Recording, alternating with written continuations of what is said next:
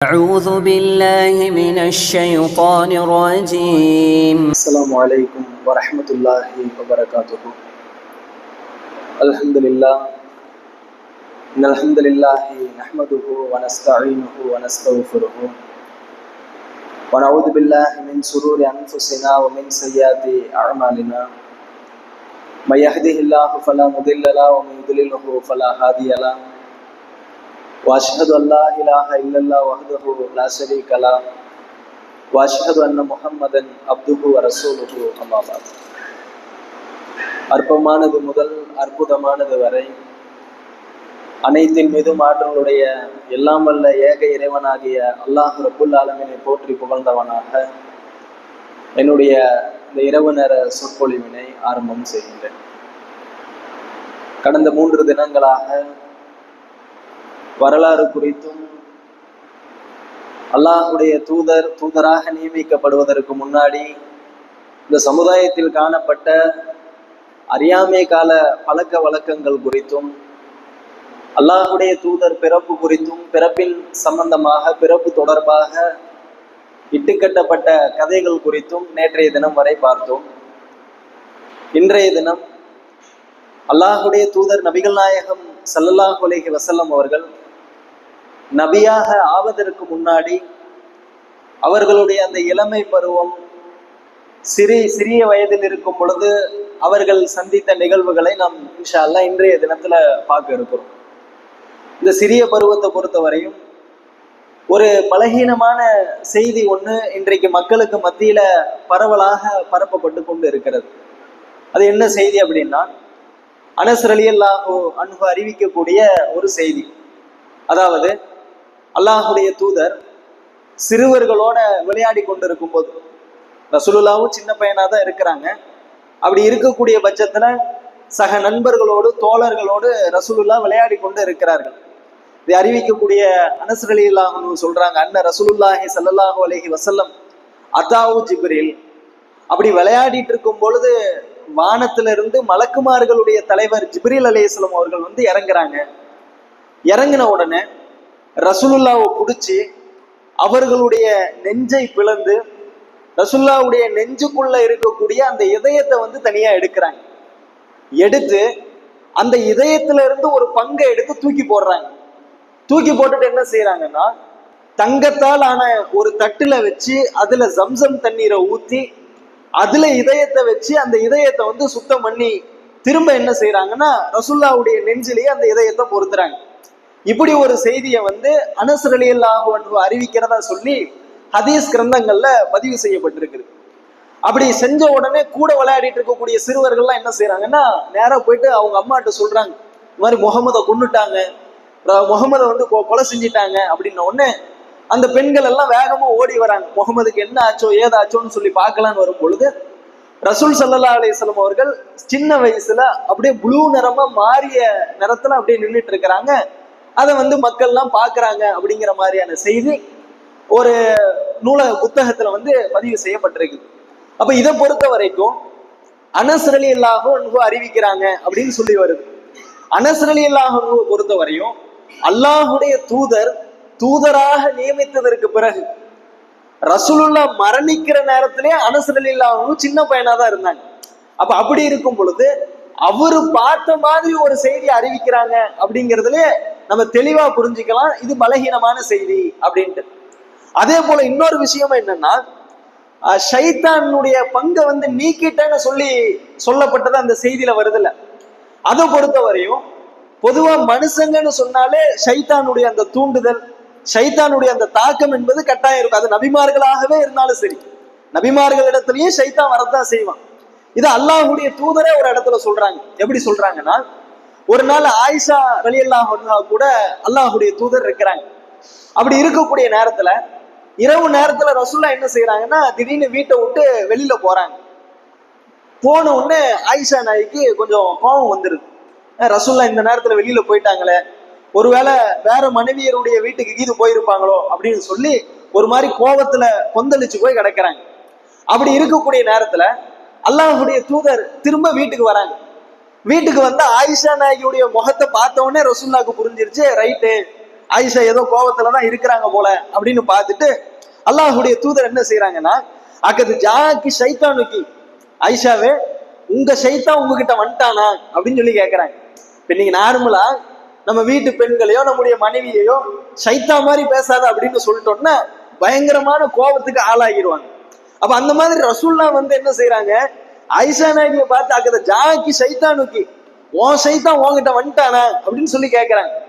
கேட்ட உடனே ஆயிஷா நாயகி என்ன செய்யறாங்கன்னா, காலத்தையா ரசூலுல்லா, என் சைத்தான் என்கிட்ட வந்துட்டானா, அப்ப என்கிட்ட சைத்தான் இருக்கிறானா அப்படின்னு சொல்லி ஆயிஷா நாயகி ரசூல்லாட்ட கேட்கறாங்க. உடனே ரசூல்லா சொல்றாங்க, காண நான், ஆமா உங்ககிட்ட சைத்தான் இருக்கிறான்னா அப்படிங்கிறாங்க.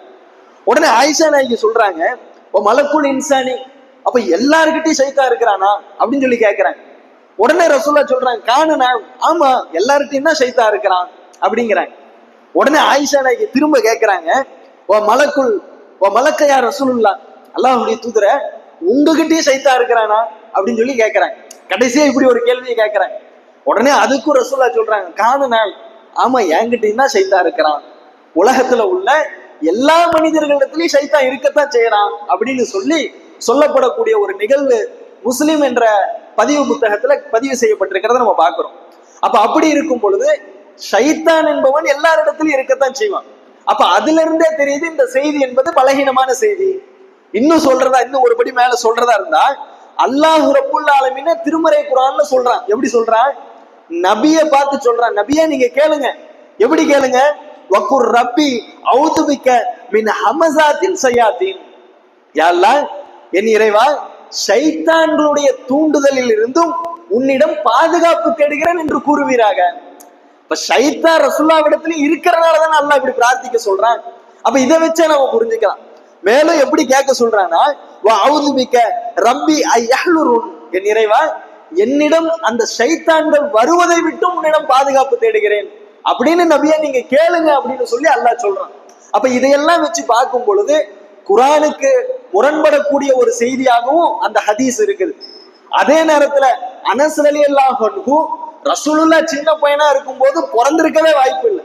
அப்ப அதை வச்சு பார்க்கும் பொழுது அது பலகீனமான செய்தி அப்படிங்கிறதையும் நம்ம தெளிவா புரிஞ்சுக்கலாம். அதற்கடுத்து இன்னும் தெளிவா ஆதாரமா நம்ம புரிஞ்சுக்கிறதா இருந்தா, அல்லாஹுடைய தூதருக்கு நபித்துவம் கிடைக்கிறதே 40வது வயசுலதான். ஜிப்ரீல் அலைஹிஸ்ஸலாம் அவர்களை பார்க்கிறதே 40வது வயசுலதான். அப்ப சின்ன வயசுல பார்த்ததா வருதுன்னு சொன்னா அப்ப அப்பவே நபித்துவம் கிடைச்சதா தானே இருக்கணும். ஆனா அல்லாஹுடைய தூதர் எந்த இடத்துலயும் அப்படி சொல்லவே கிடையாது. 40வது வயதுலதான் நபித்துவம் கிடைச்சதுங்கிறதுக்கு ஏராளமான ஆதாரபூர்வமான செய்திகள் இருக்கிறத நம்ம பார்க்கிறோம்.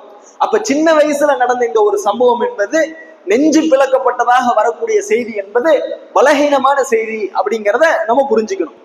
அதே நேரத்துல அல்லாஹுடைய தூதர் அந்த சிறு வயதுல இளமை பருவத்துல இருக்கும் பொழுது வேலைகள் செய்வாங்க. எப்படிப்பட்ட வேலைகள்னா, ஆடு மேய்க்கக்கூடிய வேலைகளை செய்வாங்க. அபூ ஹுரைரா ரலியல்லாஹு அன்ஹு அறிவிக்கிறாங்க, ரசூலுல்லாஹ் சொன்னதாவே சொல்றாங்க. எப்படி சொல்றாங்கன்னா, நான் மக்காவாசிகளிடத்துல சில சில்லறை காசுகளுக்காக வேண்டியெல்லாம் நான் ஆடு மேய்ச்சிருக்கிறேன் அப்படின்னு சொல்லி அல்லாஹுடைய தூதர் சொன்ன செய்திய அபூ ஹுரைரா ரலியல்லாஹு அன்ஹு அறிவிக்கிறத நம்ம பார்க்கிறோம். அது மட்டும் இல்லாம ரசூலுல்லாஹ் என்ன செய்வாங்கன்னா, தன்னுடைய பெரிய தகப்பனாரோட வெளியூருக்கு போயிட்டு வியாபாரம் செஞ்சு பொருளீட்டு வரக்கூடிய அந்த வேலைகளையும் ரசூலுல்லாஹ் செஞ்சாங்கிறதுக்கு ஏராளமான செய்திகள் ஆதாரமா இருக்கிறத நம்ம பார்க்கிறோம். இதெல்லாம் நபித்துவம் கிடைக்கிறதுக்கு முன்னாடி அவர்களுடைய வேலைகள் சம்பந்தப்பட்ட விஷயம். அதே நேரத்துல ரசூலுல்லாஹ்வுடைய நற்பண்புகள், அந்த நபியா ஆவதற்கு முன்னாடியே ரசூலுல்லாஹ்விடத்துல ஆகச்சிறந்த நற்பண்புகள்லாம் இருந்தது. எந்த அளவுக்குன்னா, ஒரு செய்தியை பார்க்கும் பொழுது நம்ம புரிஞ்சுக்கலாம். அகமதுல பதிவு செய்யப்பட்டுள்ள செய்தி, அன்றைய காலத்துல அல்லாஹுடைய தூதர் நபியா ஆவதற்கு முன்னாடி இளமை பருவத்துல இருக்கும் பொழுது ஹில்புல் முத்தையிபீன் அப்படின்னு சொல்லி ஒரு குழு, ஒரு கேங்கு, இளைஞர்கள் எல்லாம் இருக்கிற மாதிரி ஒரு கேங்கு. அந்த கேங்கு எதுக்காக உருவாக்கப்பட்ட கேங்குனா, அதையும் அந்த அகமதுங்கிற அந்த பதிவு புத்தகத்துல நம்ம பார்க்கும் பொழுது அதுல சொல்லப்படுது. எப்படி சொல்லப்படுதுன்னா, பாதிக்கப்பட்டோருக்காக நீதி வாங்கி தருவது அவங்களுடைய வேலை. அதே மாதிரி இயலாதவர்கள் இருப்பாங்கள, முடியாதவர்கள் இருப்பாங்கள, அவர்களுக்கு உதவி செய்யறது அவங்களுடைய வேலை. அதே நேரத்துல அநியாயக்காரர்களுக்கு எதிராக வேலை செய்யக்கூடிய ஒரு குழுவாகவும் அந்த ஹில்புல் தையிபின் அப்படிங்கிற ஒரு குழு இருந்தது. அந்த குழுவுல ரசூலுல்லாஹ்வும் ஒரு மெம்பரா இருந்தாங்க அப்படிங்கிறதுக்கு ஆதாரபூர்வமான செய்தி இருக்கிறத நம்ம பார்க்கிறோம்.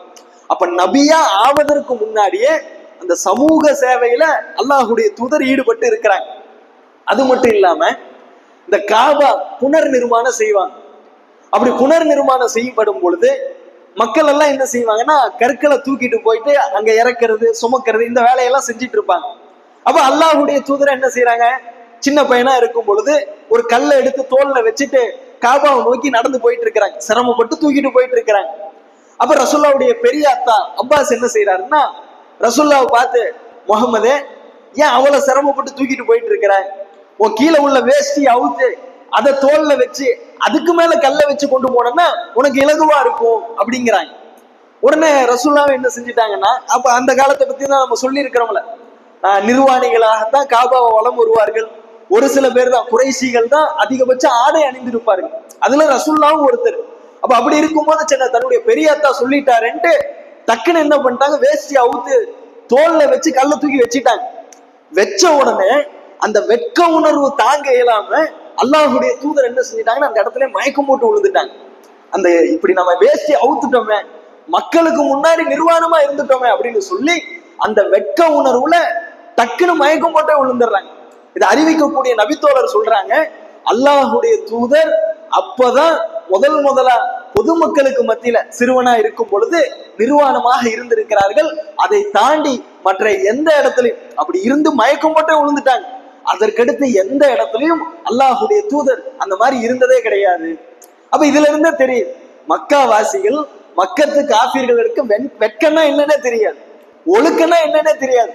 அப்பேற்பட்ட சமுதாயத்துல வாழ்ந்த அல்லாஹுடைய தூதர் ஒழுக்கத்தோட வாழ்ந்திருக்கிறார்கள் என்பது இதுல இருந்து நம்ம புரிஞ்சுக்கலாம். அது மட்டும் இல்லாம அவருடைய இன்னொரு சிறப்புமிக்க ஒரு குணம்னு எடுத்துக்கிட்டோம்னா, அந்த காபாவை புனர் நிர்மாணம் செய்யும் பொழுது ஹஜருல் அஸ்வத் அப்படின்னு சொல்லி ஒரு கல்லு, அகமதுல பதிவு செய்யப்பட்டுள்ள ஒரு ஹதீஸ், அந்த கல்லை பொறுத்தவரையும் சொர்க்கத்தினுடைய கல் அப்படிங்கிறதுக்கு ஆதாரபூர்வமான செய்திகள் இருக்குது. அப்ப இந்த சொர்க்கத்தினுடைய கல்லை காபாவில வைக்கணும். அதுக்கு என்னன்னா, எல்லா குலத்தாரும் சண்டை போடுறாங்க. இன்னைக்கு ஒரு பெரிய கோயில் திருவிழா, ஒரு கோயில் ஃபங்க்ஷன் சொன்னாலே ஒரு பெரிய பெரிய பரம்பரையை சேர்ந்தவங்க குடும்பத்தார்கள் இருப்பாங்க. இந்த மகுடத்தை சிலையினுடைய தலையில நான் தான் வைப்பேன், எங்க குடும்பம் தான் வைக்கணும் அப்படிங்கிற மாதிரி பாரம்பரியமாலாம் சொல்லுவாங்க. அப்ப அந்த மாதிரி என்ன ஆகுதுன்னா, அந்த காபாவுல அந்த ஹஜருல் அஸ்வத் என்ற அந்த சொர்க்கத்தினுடைய கல்லை வைக்கிறதுக்கு எல்லாம் சண்டை போட்டுக்கிறாங்க. நான் தான் வைப்பேன், நான் தான் வைப்பேன் அப்படின்னு சொல்லி ஒவ்வொருத்தரும் சண்டை போட்டுக்கிறாங்க. ஒரு கட்டத்துல என்ன ஆகுதுன்னா, அங்க உள்ள மக்கள் எல்லாம் சேர்ந்து ஒரு முடிவு எடுக்கிறாங்க. என்ன முடிவுனா, இது நாம இப்படி சண்டை போட்டுட்டே இருக்கிறது ஆகாது. அதனால இந்த திசையில இருந்து அவ்வளவு ரஜுலின் எத்தனை ஊமினல் ஃபஜ், யார் இந்த திசையில இருந்து முதலாவதாக வராரோ அவரை நடுவரா நம்ம வச்சுக்குவோம். அவரை வச்சு என்ன தீர்ப்புங்கிறத கேட்டுக்குவோம். அவர் என்ன சொல்றாரோ அதுக்கு தகுந்த மாதிரி நடந்துக்குவோம் அப்படின்னு சொல்லி ஒரு முடிவு எடுக்கிறாங்க. எடுத்த உடனே அவங்க எல்லாம் எதிர்பார்த்துட்டு இருக்கிறாங்க, அந்த திசையை பார்த்துக்கிட்டே இருக்கிறாங்க. கரெக்டா பார்த்தா அந்த நேரத்துல முதலாவதா ரசூலுல்லாஹ் நடந்து வராங்க. அப்பெல்லாம் நபித்துவம் கிடைக்கல, நல்லா புரிஞ்சுக்கணும். இதெல்லாம் நபியாக ஆவதற்கு முன்னாடி நடந்த நிகழ்வுகள். அப்ப அந்த காபாவை சுத்தி மக்கள் நிக்கிறாங்க, அந்த திசையை நோக்கி பார்த்துட்டு இருக்கிறாங்க. பார்த்தா ரசூலுல்லாஹ் நடந்து வராங்க. வந்த உடனே அங்க உள்ள ஒட்டுமொத்த மக்களுக்கும் ஒரே மாதிரியான சந்தோஷம். எப்படிப்பட்ட சந்தோஷம்னா, இதோ வந்துட்டாரு பாருங்க நேர்மையாளர், இதோ அமீன் உண்மையாளர் வந்துட்டாரு, இவரை தாண்டி ஒரு நேர்மையாளர் வேணுமா, இவர் கரெக்டா தீர்ப்பு கொடுப்பாரு அப்படின்னு சொல்லி ஒட்டுமொத்த மக்களும் ரசூலுல்லாவை ஏத்துக்கிறாங்க. அப்ப சிந்திச்சு பார்க்கணும், ரசூலுல்லாவுடைய கேரக்டர் எந்த அளவுக்கு இருந்திருக்கும் மக்களுக்கு மத்தியில. அவ்வளவு நல்லவரா, ஒழுக்கமிக்கவரா, உண்மையாளரா இருந்த காரணத்தினால தான் ஒட்டுமொத்த மக்களை என்ன செய்யறாங்கன்னா, இதோ முகமது வந்துட்டா, அப்படியே அவரு தீர்ப்பு கொடுத்தா அதை நம்ம ஏத்துக்கிட்டு போய்க்கலாமே அப்படின்னு சொல்லி சொல்றாங்க. சொன்ன உடனே ரசூலுல்லாஹ் வராங்க. வந்துட்டு என்ன பண்றாங்கன்னா, அந்த நேரத்திலேயே அந்த வயசுலயே ரசூலுல்லாஹ்வுடைய அறிவு கூர்மையை பார்க்கணும். என்ன செய்யறாங்கன்னா, முதல்ல என்ன பஞ்சாயத்துன்னு கேட்கறாங்க. அப்ப மக்கள் எல்லாம் சொல்றாங்க, இந்த ஹஜருல் அஸ்வத் கல்லை கொண்டு போய் காபால வைக்கணும், இதை யார் வைக்கணும்னு முகமதே நீங்களே சொல்லுங்க அப்படின்னு சொல்லி கேட்கறாங்க. உடனே ரசூலுல்லாஹ் என்ன செய்யறாங்கன்னா, அப்படியா, இதான் விஷயமா அப்படின்னு சொல்லி ஒரு துண்டை எடுத்துட்டு வாங்க அப்படிங்கிறாங்க. உடனே மக்கள்ல ஒருத்தர் துண்டை எடுத்து கொடுக்குறாங்க. கொடுத்ததற்கு பிற்பாடு அந்த துண்டை விரிச்சு பிடிச்சி அந்த கல்லை தூக்கி துண்டுல வைங்க அப்படிங்கிறாங்க. கல்லை தூக்கி துண்டுல வச்சுட்டாங்க. வச்ச உடனே, வா, யாரெல்லாம் தூக்கி வைக்கணும்னு நினைக்கிறியோ எல்லாம் வா, வந்துட்டு ஆளுக்கு ஒவ்வொரு மூலையில துண்டை பிடி, எல்லாரும் கையை வச்சு துண்டை பிடிச்சு எல்லாரும் சேர்ந்து தூக்கி வைப்போம் அப்படின்னு சொல்லி யாரெல்லாம் சண்டை போட்டு கொண்டிருந்தார்களோ அவர்களும் சேர்ந்து அல்லாஹுடைய தூதரும் சேர்ந்து என்ன செய்யறாங்கன்னா அந்த துண்டோட அந்த கல்லை சேர்த்து அந்த காபாவுல வச்சிடறாங்க, இந்த சொர்க்கத்தினுடைய கல்லை வச்சிடறாங்க.